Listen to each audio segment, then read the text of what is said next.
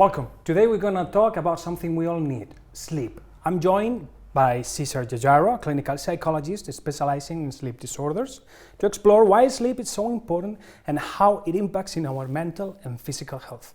César, once again, thank you for being here. Thank you for having me here in this particular and passionate topic that is for me, the sleep.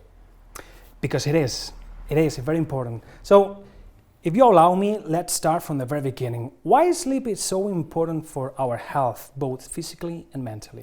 Sleep is a very important factor here because when you don't sleep properly, you could have different problems related with physical health, of course, like diabetes, obesity, this kind of issue, but also in the mental health perspective. you could develop different kind of conditions like, among others, depression, anxiety, and cognitive decline. So that's why sleep, let's say, is really important to have a correct physical and mental health functioning at the end.